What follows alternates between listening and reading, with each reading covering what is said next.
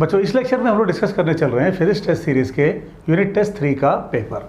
बेटा ये test series NEET 2025 के लिए टारगेटेड है, ऑफलाइन ऑनलाइन दोनों बोर्ड्स में अवेलेबल है और इसका एम है कि आप नीट 2025 में 170 प्लस स्कोर करिए। स्टार्ट करते हैं बच्चों। पहला क्वेश्चन था इसका असर्शन रीजन पर बेस। असर्शन कहता है कि ये ईजी है कि अगर आप किसी हैवी ऑब्जेक्ट को खींचिए और उसको धकेलिए, मतलब पुल करना पुश करने से ज़्यादा आसान है। असर्शन सही है। रीज़न कहता है magnitude of frictional force depends on the nature of to surfaces in contact. ये भी सही है। यस, अगर दो सरफेसेस कंपेरेटिवली स्मूथ हैं तो वहाँ पे आपको चीज़ों को खींचना ज़्यादा आसान है, रफ है मुश्किल है। लेकिन जो रीज़न है ये असर्शन को एक्सप्लेन नहीं कर रहा है, क्योंकि असर्शन को जो एक्सप्लेन करने वाला कारण है वो ये होता है कि जब आप पुल करते हैं किसी चीज़ को तो उसकी फोर्स का एक कंपोनेंट नॉर्मल फोर्स की तरफ चला जाता है, जिससे नॉर्मल फोर्स कम हो जाती है, जिसके कारण फ्रिक्शन फोर्स कम हो जाती है। तो रीज़न नॉर्मल फोर्स से रिलेटेड था। असर्शन रीज़न दोनों सही हैं, लेकिन रीज़न एक्सप्लेन नहीं कर रहा है, इसलिए इसका बी ऑप्शन।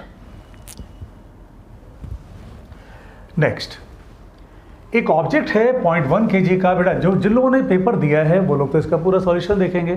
जो बच्चे अगर उसको फर्स्ट टाइम देख रहे हैं तो वो वीडियो को पॉज करके पहले उस क्वेश्चन को अपने आप करें और उसके बाद उसका सॉल्यूशन देखें।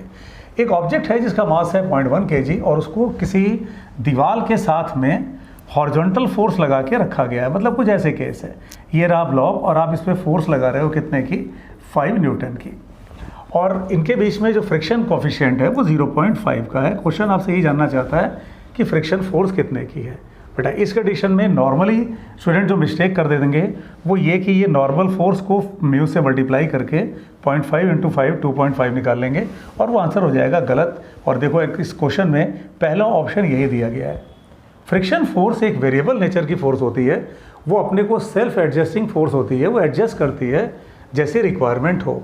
यहाँ देखा जाए रिक्वायरमेंट क्या है, यहाँ रिक्वायरमेंट तो mg की दैट इज़ 0.1 और g की वैल्यू अगर हम लोग 9.8 ले लें, क्योंकि ऑप्शन के अकॉर्डिंग वही दिख रहा है, तो ये अपने पास में 0.98, इसका मतलब जो वेट है वो 0.98 न्यूटन का है। फ्रिक्शन फोर्स लगने में सक्षम है 0.5 × 5 दैट इज़ 2.5 न्यूटन, लेकिन जब रिक्वायरमेंट ही 0.98 की है जिसके कारण ये ब्लॉक नीचे जाना चाहता है तो फ्रिक्शन अपने मैक्सिमम पे काम नहीं करेगी। B option. आप देखो स्टूडेंट गलती कर सकते हैं, पहला ऑप्शन सेलेक्ट करके, वो फ्रिक्शन की मैक्सिमम वैल्यू है और उसकी रिक्वायरमेंट सिर्फ 0.98 न्यूटन की है, इसलिए। नेक्स्ट, ये बच्चों एक अच्छा क्वेश्चन था, एग्जाम्स में आया हुआ क्वेश्चन है, ये कंपटीशन में आया हुआ क्वेश्चन है, रिपीटेड क्वेश्चन है। एक ऑब्जेक्ट है जिसका मास m है, जिसको आपने एक वॉल के अगेंस्ट रेस्ट पे रखा है, करीब करीब पिछले क्वेश्चन का ये कंसेप्ट, और इसमें क्वेश्चन जानना चाह रहा है आपसे कि कौन सी स्टेटमेंट इनकरेक्ट है। अब ये यहाँ पर रुका हुआ है तो एक बात तो तय है कि इसके वेट को किसी ने बैलेंस करके रखा है। किसने बैलेंस करके रखा है? फ्रिक्शनल फोर्स ने, जो कि अपोजिट डायरेक्शन में होगी, वर्टिकल होगी। तो फ्रिक्शन फोर्स वेट के बराबर है, ये तो बिल्कुल सही है। फ्रिक्शन फोर्स नहीं, अप्लाइड फोर्स ये नॉर्मल फोर्स के बराबर होगी, ये बात भी सही है, क्योंकि जितनी फोर्स से आप प्रेस कर रहे हो उतना ही नॉर्मल फोर्स लग रही होगी, क्योंकि दीवार स्थिर है अपनी जगह पे। सेकंड स्टेटमेंट भी सही है। अब यहाँ इन दोनों में ही आपको मेन कंसेप्ट था F will not produce torque. Yes, ये स्टेटमेंट भी सही है, क्योंकि फिगर में दिखाया गया है कि F सेंटर से पास कर रही है तो इसके अबाउट कोई टॉर्क ही डेवलप नहीं करने देगा, ये भी सही है। N will not produce torque, ये गलत है। कैसे गलत है? अगर हम लोग सेंटर के अबाउट देखें तो इन दोनों फोर्सेस का तो कोई टॉर्क नहीं लगेगा, ये बात सही है, लेकिन इस फ्रिक्शन का टॉर्क तो है भाई। इसमें टोटल 4 फोर्सेस हैं, ये applied force, weight, friction force और नॉर्मल फोर्स। अब इन दोनों का तो कोई टॉर्क नहीं बनेगा सेंटर के अबाउट, ये बात सही है, लेकिन इस फ्रिक्शन का तो बनेगा, और अगर इस फ्रिक्शन का बनेगा तो इसका मतलब कोई तो फोर्स चाहिए जो उसको अपोज कर रही हो, नॉर्मल फोर्स। इसका मतलब नॉर्मल फोर्स का जो टॉर्क होगा वो फ्रिक्शन फोर्स को बैलेंस कर रहा होगा, तो N will not produce torque, ये गलत है, यानी लास्ट ऑप्शन। नेक्स्ट, एक सिस्टम दिया गया अपने को जिसमें एक स्प्रिंग और एक धागा लगा के दिया गया, ये 2m और m का मास। क्वेश्चन कहता है अगर हम स्ट्रिंग को काट दें तो एक्सीलरेशंस क्या होंगे। अगेन बेटा ये बड़ा कॉमन क्वेश्चन है, आया हुआ क्वेश्चन है। बेटा जो लोग फर्स्ट टाइम कर रहे हैं वो वीडियो को पॉज करके पहले उस क्वेश्चन को अपने आप करें, और जो लोग टेस्ट सीरीज़ ज्वाइन कर इन्होंने किया है वो लोग लगातार इसका सॉल्यूशन देखते जा सकते हैं। टेस्ट सीरीज़ में हम लोग जूम सेशन भी करते हैं, स्पेशली जो ऑनलाइन बच्चे दे रहे हैं, जो बाहर के बच्चे दे रहे हैं, उनके लिए डाउट क्लियरिंग का मतलब ये तो जो वीडियो अपलोड हो रहा है ये तो इसके सॉल्यूशंस अपलोड हो रहे हैं, लेकिन अब इसमें किसी को कहीं कंसेप्ट में कोई डाउट है तो ऑनलाइन जो बच्चे देते हैं मेनली उनके लिए एक जूम सेशन अरेंज किया जाता है जो पर्टिकुलरली 1-to-1 डिस्कस करके, या एक ग्रुप में बच्चे हो सकते हैं, डिस्कस करके उनके डाउट्स को क्लियर किया जाता है। जब इस धागे को आप काट दोगे तो होगा क्या, ये मास जितना वेट जो नीचे लगा रहा होगा वो अब गायब हो जाएगा, यानी इस 2m वाले पर इस जो एक एक्स्ट्रा फोर्स लग रही थी वो mg की, वो अब एब्सेंट हो जाएगी।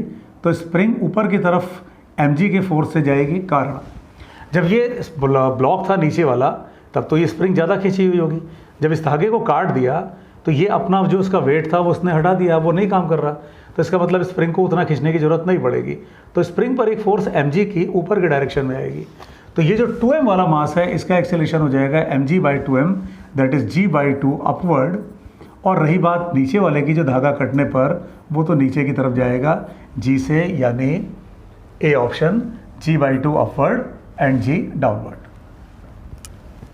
नेक्स्ट, एक ब्लॉक है जिसका मास m और उसको किसी ऐसे क्रॉस सेक्शन पर रखा गया है जो इस रिलेशन से मिल रहा है, यानी y और x का रिलेशन ये है। फ्रिक्शन कोफिशिएंट 0.5 है और क्वेश्चन जानना चाहता है कि कितनी ऊंचाई तक वो जा सकता है। मतलब अगर ऐसे कोई मान लो कोई ऐसे कोई ग्राफ हो और उसमें हम लोगों को ये कहा गया है कि एक ऑब्जेक्ट को हमने यहाँ पे रखा है। अब इसमें क्या करेंगे हम, यहाँ से जब वो नीचे की तरफ ऑब्जेक्ट आएगा तो मतलब उसकी जो फोर्स लग रही होगी ग्रेविटी की, वो फ्रिक्शन फोर्स से बैलेंस कर रही होगी। तो इसको यहाँ से डिफ्रेंशिएट करें तो dy/dx करें, यानी tan थीटा निकाल लें। वो कितना होगा 3x²/6, दैट इज x²/2, ये dy/dx है। और यही अपने पास में tan थीटा के बराबर है। ठीक है, अब क्वेश्चन ये कह रहा है कि हमारे पास जो फ्रिक्शन कोफिशिएंट है वो है 0.5 का, तो यानी जो म्यू है वो इसका मतलब ये 0.5 और वही तो tan थीटा होता है। इसका मतलब x²/2, इसी को आप म्यू के बराबर कर दो, 0.5 के बराबर कर दो, तो x की वैल्यू आ गई 1, और x की वैल्यू 1 आ गई तो आप इसमें पुट करोगे तो आपको हाइट मिल जाएगी, यानी y मिल जाएगा 1/6, ए ऑप्शन। तो पहले डिफ्रेंशिएट करके tan थीटा से म्यू, और वहाँ म्यू रख के फिर वहाँ से x निकल गया तो y, यानी हाइट। एक 10 kg का मास है जिसको सस्पेंड कट किया गया है वर्टिकली एक रोप से। हॉरिजॉन्टल फोर्स लगाई गई कुछ ऐसे कि एंगल 45 डिग्री का हो गया। सस्पेंडेड मास इक्विलिब्रियम में है, तो कितने की फोर्स लगाई गई है। चलो भाई अब देखते हैं ये क्या केस है। हमने ये सपोज ऐसे इसको खींचा है, ये तो एंगल है हमारे पास है ये 45 डिग्री का, ये एंगल 45 डिग्री। तो अगर ये इक्विलिब्रियम में है तो ये फोर्स हम लगा रहे हैं, धागे में टेंशन ऑब्जेक्ट से दूर, और ये एंगल भी 45 होगा। तो इसका मतलब जब आप इक्वेशंस बनाएंगे तो ऊपर जाएगा ये t cos 45 जो बैलेंस कर रहा होगा इसके वेट को, और t sin 45 जो बैलेंस कर रहा होगा कैपिटल F को। अब t sin 45 लिख लेते हैं, बल्कि इसको t sin 45। तो अब t cos 45 mg के बराबर है, t sin 45 f के बराबर है mg, और इसका मतलब बेटा ये जो वैल्यूज़ हैं दोनों इक्वल हो जाएंगी, तो इसका मतलब ये mg के बराबर है तो ये भी mg के बराबर है। मास आपके पास कितने का है, अपने पास वर्टिकल ये 10 kg दिया हुआ है, तो 10 kg का मास, और तो इसका मतलब 10 × 10, ये फोर्स इसका मतलब 100 न्यूटन की हो जाएगी। क्योंकि ये वैल्यू अगर इसके बराबर है, ये इसके बराबर है, तो t cos 45 t sin 45 बराबर है। प्रैक्टिकली आप कह सकते हो f और mg बराबर है, दैट इज 100 न्यूटन। ठीक है बच्चों, जो फर्स्ट टाइम कर रहे हो वो वीडियो को पॉज करके पहले क्वेश्चन को अपने आप अटेम्प्ट करें।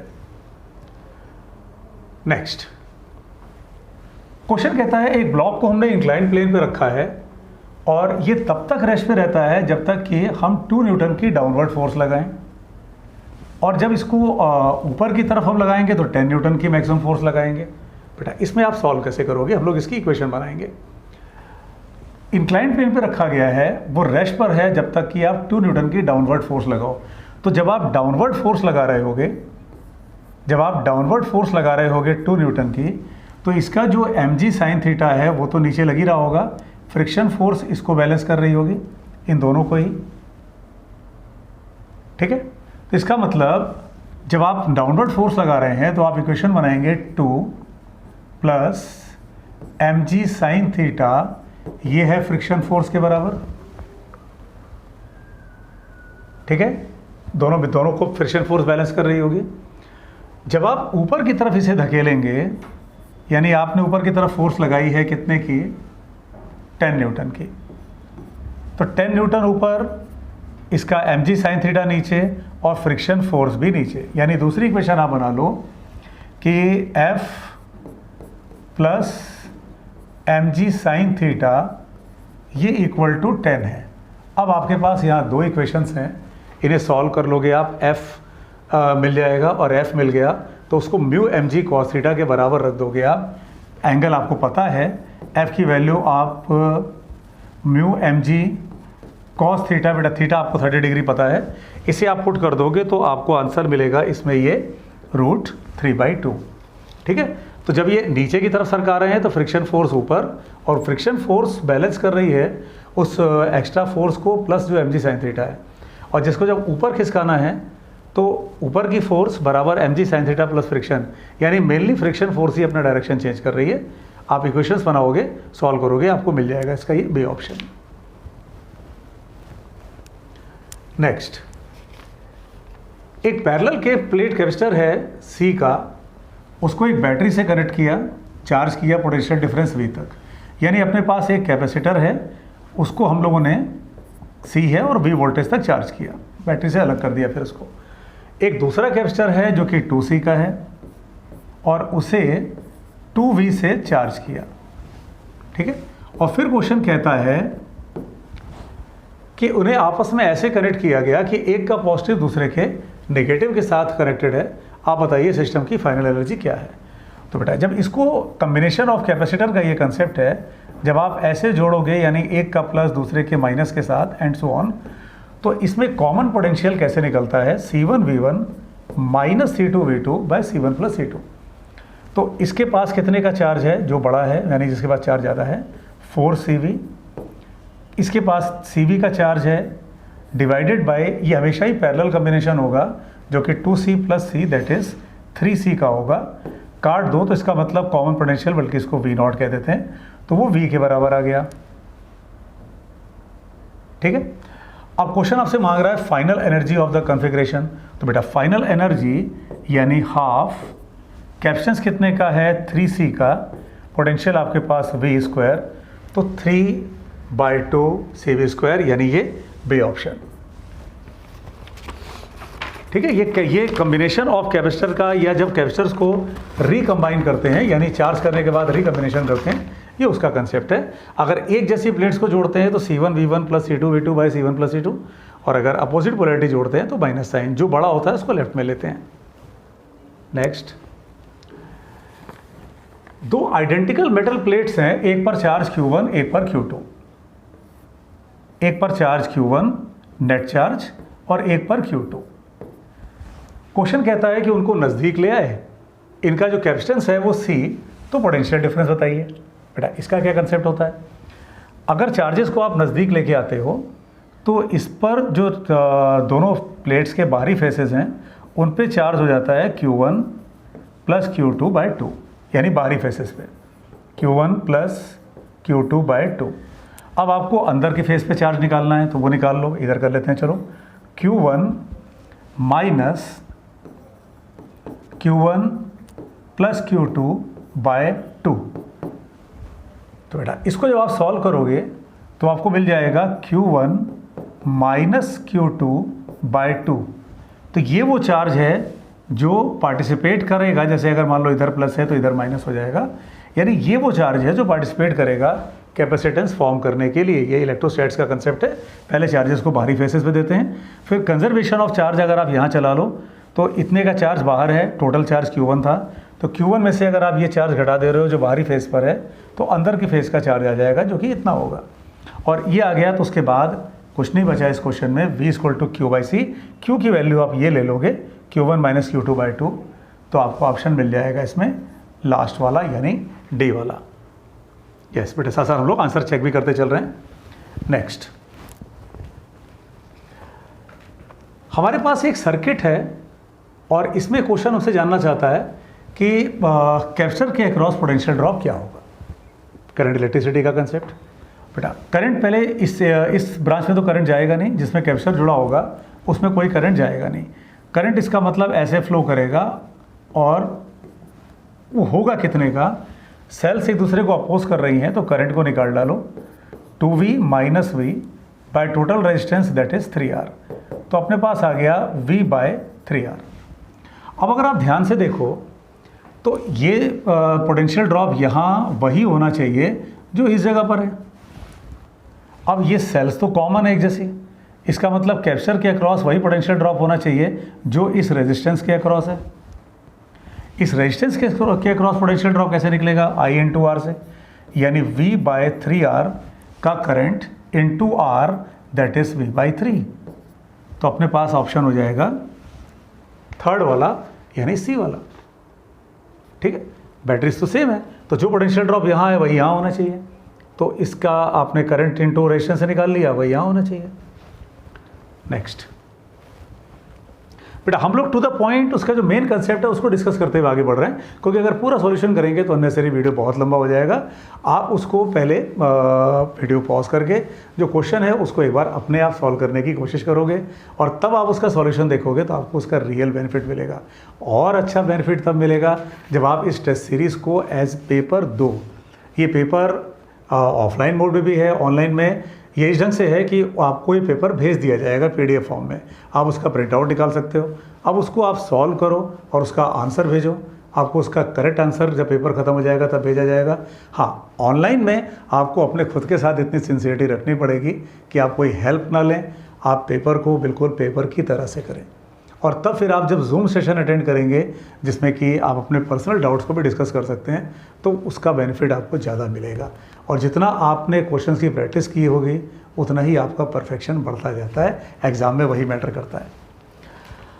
ये क्वेश्चन कहता है कि हमारे पास दो कैपेसिटर्स हैं 1 और 2 फेराड के, इधर C है और ये C को हम वेरी करेंगे 1 से लेके 3 के बीच में, तो चार्ज कितने का जाएगा 2 पर। बस इसमें एक काम करना था कि हमारे पास यहाँ का कैपेसिटेंस तो 3 है, अब जब ये 1 होगा तो ये हो जाएगा 3 into 1 by 3 plus 1 that is 3/4, और जब ये 3 होगा तो 3 और 3 का सीरीज़ कम्बिनेशन 1.5, मतलब जब ये 1 होगा तो टोटल कैपेसिटेंस है 3/4.75, और जब ये 3 होगा C तो ये होगा कितना 3/2 दैट इज़ 1.5। तो चार्ज इसका मतलब बढ़ता जाएगा, तो चार्ज जब बढ़ेगा तो ऑब्वियसली इस पूरे सर्किट में बढ़ेगा चार्ज, यानी ये ऑप्शन चार्ज 1 पर मिनिमम होगा, 0 नहीं होगा, लेकिन 3 पर जा कर के वो मैक्सिमम हो जाएगा, क्योंकि जब कैपेसिटेंस बढ़ेगा तो उस पर चार्ज भी बढ़ेगा, और वो रिलेशन लीनियर इसलिए नहीं होगा क्योंकि चार्ज का डिस्ट्रीब्यूशन आपको करना होगा, यानी फर्स्ट ऑप्शन। नेक्स्ट, हमने इस पर 80 कूलम का चार्ज दे रखा है, 80 माइक्रो कूलम का 4 वाले फेराड पे, 4 फेराड वाले कैपेसिटर पे रेदर, और क्वेश्चन जानना चाहता है कि 3 माइक्रो फेराड वाले पे कितने का चार्ज है। बेटा इसको कैसे कर लेंगे, जब 80 का चार्ज यहाँ से आएगा तो उसके पास 2 रास्ते हैं, ये 2 रास्ते हैं, ठीक है। तो Q इक्वल टू CV होता है, यानी चार्ज अगर वोल्टेज सेम है तो कैपेसिटेंस के रेशो में बटेगा। तो कैपेसिटेंस कितना है, इधर 3 है, उधर ये 2 है, ये 2 है, तो कैपेसिटेंस 3:2 में टूट रहा है, यानी कह लो कैपेसिटेंस 3:2 है, बल्कि ये कह लें। तो जो 80 कूलम का चार्ज आया 80 माइक्रो कूलम का, वो इसी रेशो में बटेगा। हमें इस 3 वाले में निकालना है, तो 3/5 इंटू 80, तो ये हो जाएगा 48। तो इसका मतलब जो ऊपरी प्लेट आएगी इस पर 48 कूलम का, नीचे वाले पर -48 कूलम का, तो ये आ गया 48। क्योंकि जो 80 का चार्ज आया वो 3:2 में टूट जाएगा।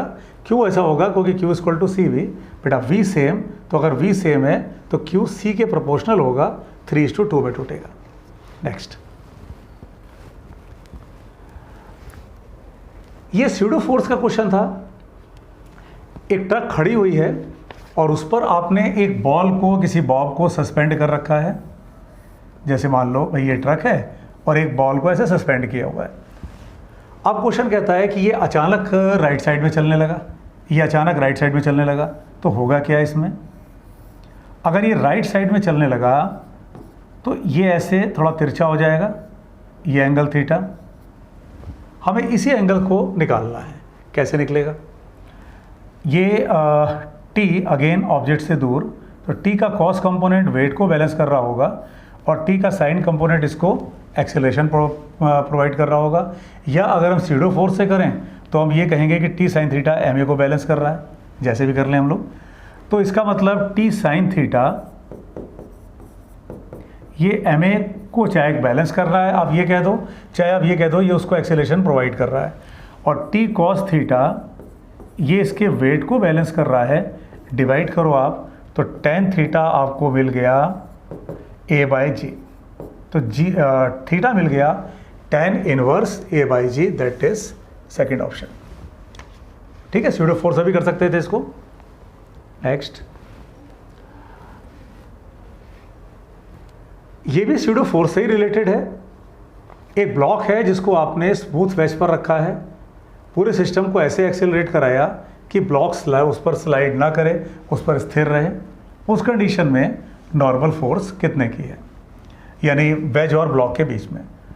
तो अगर ये हमारे पास एक ब्लॉक होता है जिस पर हमने मान लो एक मास को रखा, ये m, तो कितने का एक्सेलरेशन होता है कि वो स्लाइड ना करे, मतलब वो वहीं पर स्थिर रहे। कैसे होता है वो? अगर आप इस पूरे वेज को लेफ़्ट साइड में एक्सेलरेट करा दो ए से, तो इस पर स्यूडो फोर्स आएगी इस डायरेक्शन में एम ए की, और अगर ये एंगल थीटा है तो एम ए का कॉस कंपोनेंट बैलेंस करेगा एम जी साइन थीटा को। यानी आप इक्वेशन बनाओगे एम ए कॉस थीटा, यानी स्यूडो फोर्स का कंपोनेंट ऊपर, ये बैलेंस कर रहा है एम जी साइन थीटा को। एम जी साइन थीटा ये नीचे, यानी एक्सेलरेशन अपने पास में आ गया कितने का? जी टेन थीटा का। इसका मतलब अगर हम ये चाहते हैं कि यहाँ पे स्थिर रहे तो हमें इस पूरे सिस्टम को एक्सेलरेट कराना पड़ेगा लेफ्ट साइड में कितने से? जी टेन थीटा से। अब उसके बाद क्वेश्चन आपसे मांग क्या रहा है? Force exerted by the ways on the block. Normal force practically question मांग रहा है आपसे, तो ये एन ऐसे हो जाएगा। एम जी का कॉस कंपोनेंट इस डायरेक्शन में जाता है सरफेस के perpendicular, M G cos theta, और इस एम ए का भी कंपोनेंट इधर आएगा कितने का? एम ए साइन थीटा का। तो आप इक्वेशन जब बनाओगे बच्चों, आप वो क्या बनाओगे? एन बराबर M G cos theta plus M A sine theta. अब बेटा आप जब जी की ए की वैल्यू पुट कर दोगे जी टेन थीटा, तो ये आपको मिलेगा, बेटा सॉल्व कर लेना आप लोग इसको।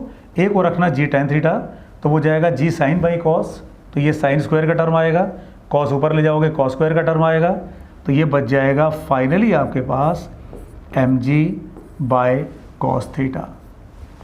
बच्चों जो भी क्वेश्चन ये हैं, हम लोग चूँकि वीडियो को अननेसेसरी बहुत लेंथी हो जाएगा अगर पूरा हम लोग सॉल्यूशन लिखेंगे, और वैसे भी आप कंपटीशन की प्रिपरेशन कर रहे हो, आपके लिए हिंट सफिशिएंट होना चाहिए।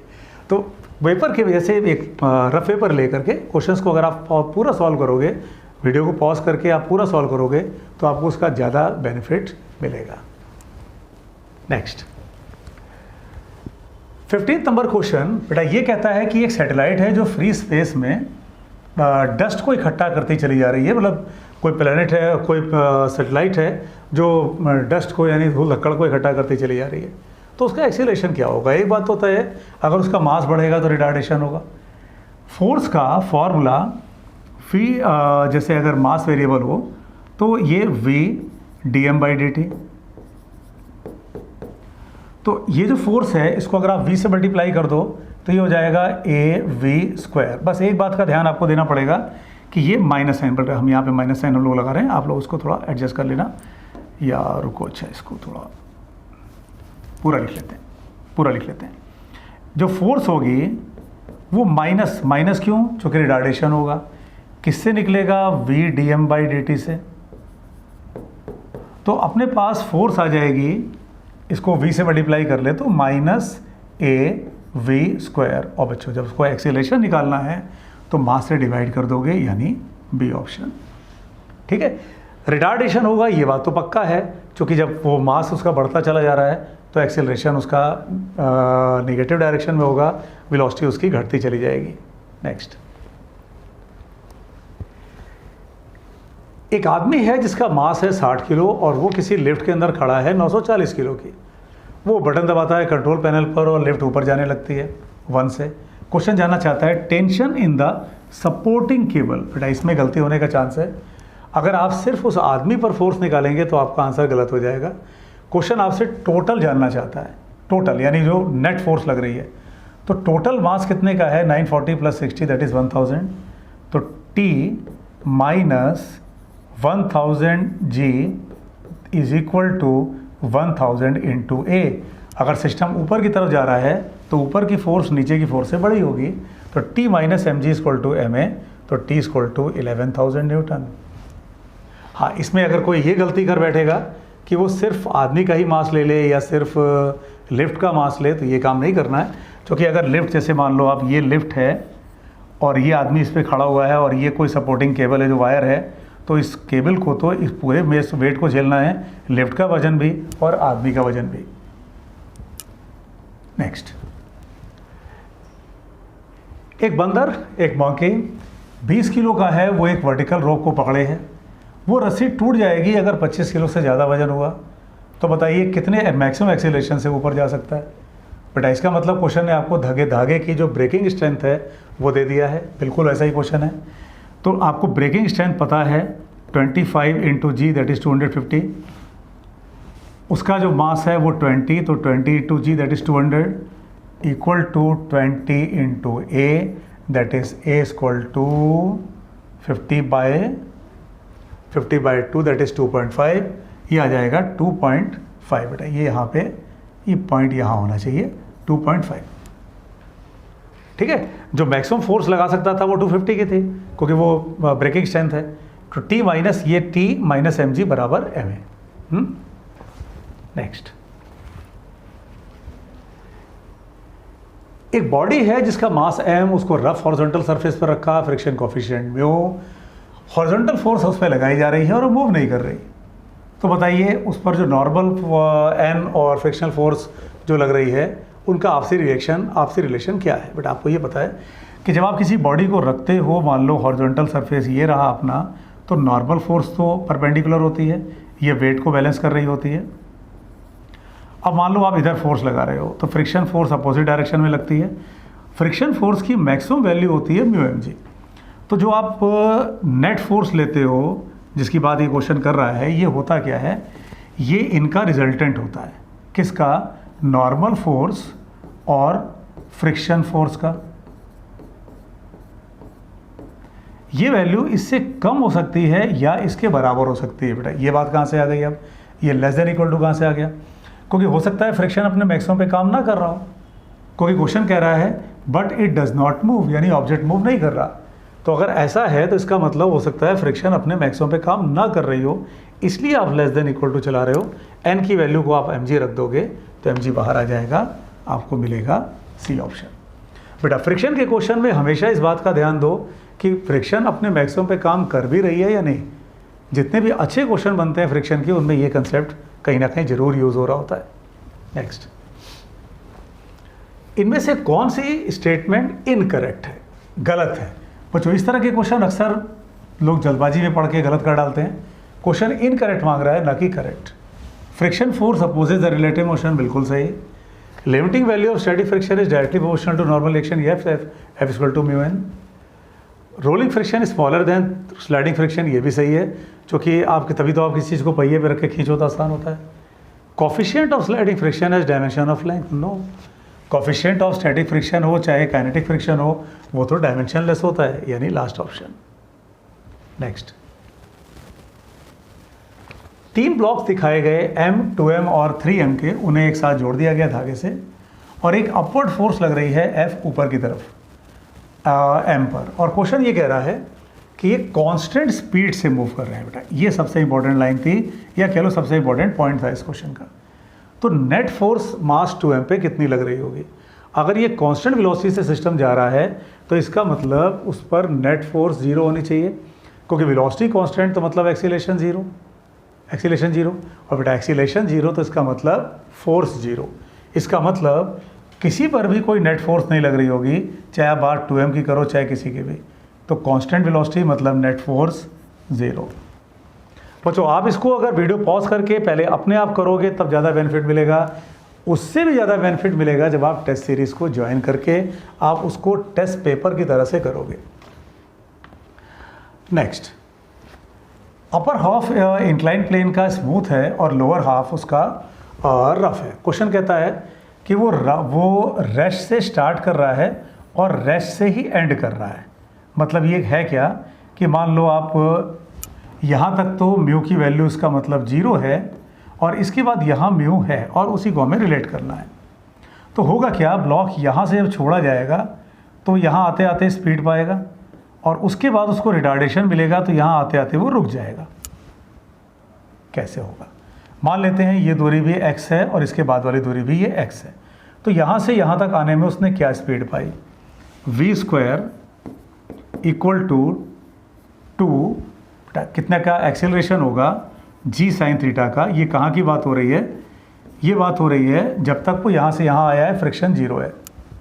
अब ये वेलोसिटी यहाँ आते आते जीरो हो जा रही है, तो दूसरी इक्वेशन क्या बनेगी, v² रिटार्डेशन कितने का, mu g cos theta minus g sin theta into x। अब बेटा आपके पास दो इक्वेशंस हैं, सॉल्व करो इनको, आपको मिल जाएगा mu equal to 2 sin theta. बेटा एक बार हम लोग कंफर्म भी कर लेते हैं। Yes 2 tan theta. यानी इसमें आप क्या कर रहे हो बेटा, एक बार इसका कंसेप्ट समझ लो। इक्वेशन तो आप लोग खुद भी सॉल्व कर लोगे। यहाँ से यहाँ तक की स्पीड निकाल ली पहले, x distance, acceleration g sin theta का रहा होगा तो v² g sin theta x। फिर यहाँ से वो रिटार्ड होते होते यहाँ आके रुक गया है तो ये v² retardation mu G cos theta का, एक्सीलरेशन g sin थीटा का नीचे की तरफ, तो ये नेट एक्सीलरेशन आया तो 2a इंटू एक्स। फिर सॉल्व कर लिया इसको तो आपको ये थर्ड ऑप्शन मिल जाएगा। नेक्स्ट, एक हैवी यूनिफॉर्म चेन है जो टेबल पर रखी हुई है। जैसे मान लेते हैं ये टेबल है और ये कोई चेन है ऐसे। क्वेश्चन कहता है कोफिशिएंट ऑफ फ्रिक्शन यहाँ पे अपने पास 0.25 का है, तो मैक्सिमम फ्रैक्शन ऑफ लेंथ यानी जो हैंग कर सकता है उसका अधिकतम परसेंटेज कितना होगा अगर म्यू 0.25 है। हम ये मान लें कि पूरी लेंथ L है और ये वाला जो पोर्शन है ये अगर x है तो ये इसका मतलब L माइनस एक्स है। तो वेट को अगर हम बैलेंस करेंगे, हम अगर लैम्डा मान लें मास पर यूनिट लेंथ, तो इस पर लगने वाली friction force that is 0.25 lambda अगर मास पर यूनिट लेंथ है इंटू L माइनस एक्स, ये बराबर होना चाहिए लैम्डा x इंटू जी के। ठीक है बेटा, जी यहाँ पे भी रहेगा, यहाँ जी छूट रहा है, इसको भी ले लेते हैं। तो आप देख सकते हो जी तो कैंसिल ही हो जाएगा, लैम्डा भी आपके पास कैंसिल हो जाएगा, तो 0.25 यानी 1/4 कह दो। तो L minus x is equal to 4 times x, इसको उठा के इधर ले जाओ तो x मिल गया अपने को कितना, L/5। अब कितना फ्रैक्शन, तो फ्रैक्शन यानी ये L/5 बाई L। अब आंसर अपना चूंकि परसेंटेज में है 100 से मल्टीप्लाई करें 20%, यानी 20% लेंथ इसकी नीचे हैंग कर सकती है। कंसेप्ट इसका क्या हो रहा है, इस पर लगने वाला जो फ्रिक्शन फोर्स है वो इस वेट को बैलेंस कर रहा है। लैम्डा मास पर यूनिट लेंथ है वो कैंसिल हो जाएगा। नेक्स्ट, पैरेलल प्लेट कैपेसिटर है जिसकी कैपेसिटी C है, plate separation D, potential difference V। तो फोर्स ऑफ अट्रैक्शन प्लेट्स के बीच में कितने का है बेटा, करते क्या है उसमें, कैपेसिटर प्लेट्स के बीच में जो फोर्स लगती है वो निकलती कैसे है। इस पर अगर चार्ज Q का होता है, इस पर माइनस Q का, एक का इलेक्ट्रिक फील्ड लेते हैं और दूसरे पर फोर्स निकालते हैं। कैसे निकालते हैं, F बराबर किसी एक का इलेक्ट्रिक फील्ड तो Q/A ये हो गया सिग्मा बाय 2ε0 ये हो गया इलेक्ट्रिक फील्ड। इसे जब आप Q से मल्टीप्लाई कर देते हो तो ये फोर्स बन जाती है, यानी Q² बाय 2A∈0। अब बच्चों आपको करना क्या है, इसको आप लिख सकते हो Q = CV।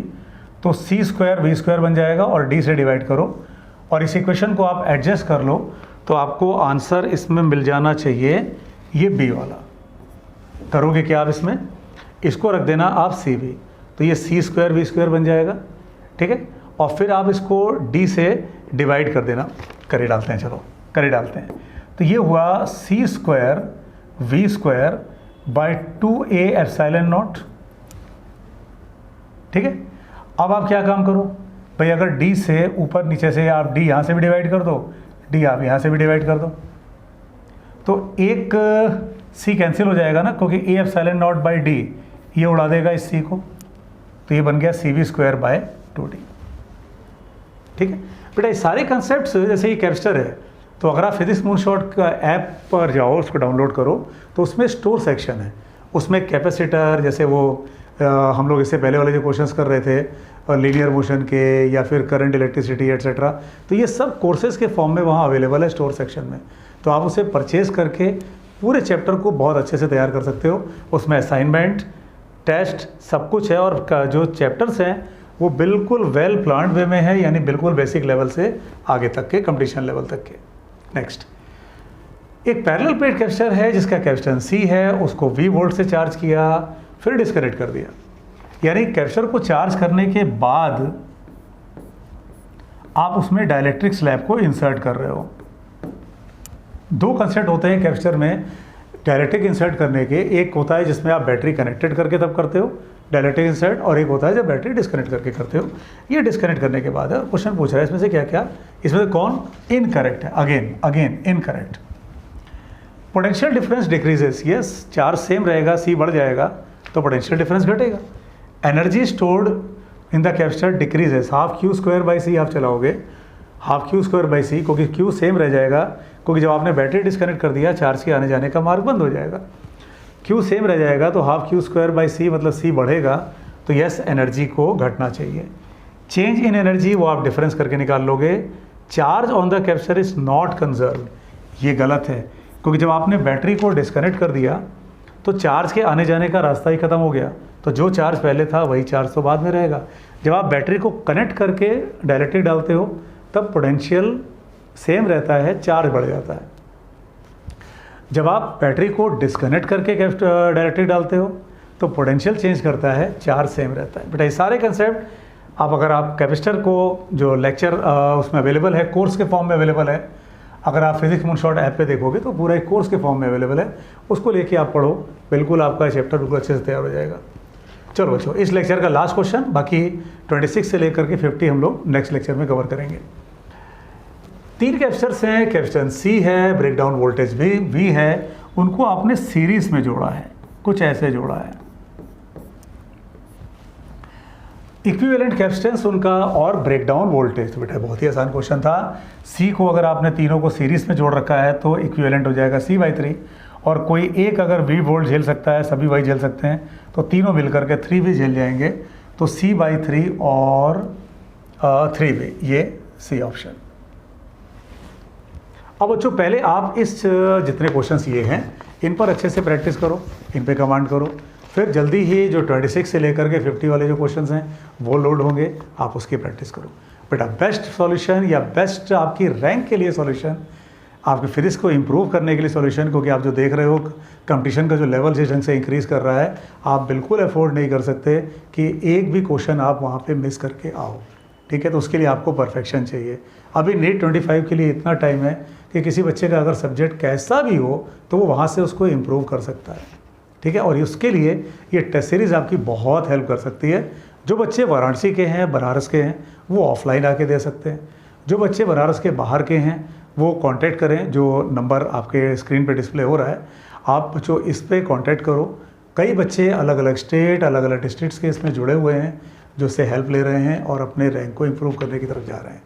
उनको पेपर PDF फॉर्म में भेजा जाता है, फिर ये पेपर चैनल पे भी लोड होता है, आंसर सॉल्यूशन पूरा। लेकिन इसका जो मेन बेनिफिट मिलता है बच्चों, जो जूम सेशन होता है जिसमें कि मेनली जो ऑनलाइन वाले बच्चे हैं वो इंटरेक्ट करते हैं, ऑफलाइन वाले बच्चे तो डायरेक्ट आके पूछ लेते हैं। ऑनलाइन वाले बच्चे जो उनके लिए जो जूम सेशन होता है उसमें वो अपने डाउट क्लियरिंग कर सकते हैं। फॉर एग्जांपल इसी क्वेश्चन में वो ये पूछ सकते हैं, सर अगर पैरेलल में लगाएं तो क्या करें, ठीक। जैसे वो क्वेश्चन बनते हैं कि कई कैप्चर को जोड़ करके हमें एक कैप्शन चाहिए, तो बताइए कितने कैप्चर्स मिनिमम रिक्वायरमेंट है कि उनका ये ब्रेकडाउन वोल्टेज है, एंड सो ऑन। इस तरह की बहुत सारी चीज़ें हम लोग इंटरेक्ट कर सकते हैं, जूम सेशन में करते हैं। तो बच्चों टेस्ट सीरीज़ को ज्वाइन करो। ज्वाइन करोगे आप तो जितनी टेस्ट सीरीज़ पीछे बीती है वो सब आपको मिल जाएगी, और आप उसको अलग से अपने ढंग से करके आंसर भेजो और फिर उसका जूम सेशन अटेंड करो। ठीक है। चैप्टर्स बच्चों अगर आपको तैयार करने हैं अपने, तो फिजिक्स मूनशॉट ऐप में आपको फ्री में टेस्ट मिल जाते हैं।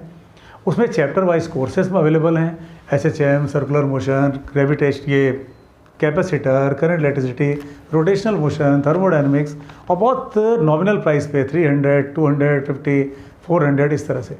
और उसको आप ले करके उस पर्टिकुलर चैप्टर को बहुत अच्छे से तैयार कर सकते हो। और उसके बाद आप कहीं का भी क्वेश्चन लगाओगे उस चैप्टर को उस कोर्स से पढ़ने के बाद, तो वो निकल जाएगा आपका। ठीक है। चलो बच्चों, फिर आप इस क्वेश्चन को दोबारा करो, वीडियो को रोक के अच्छे से करो, फिर मिलते हैं हम लोग नेक्स्ट लेक्चर में।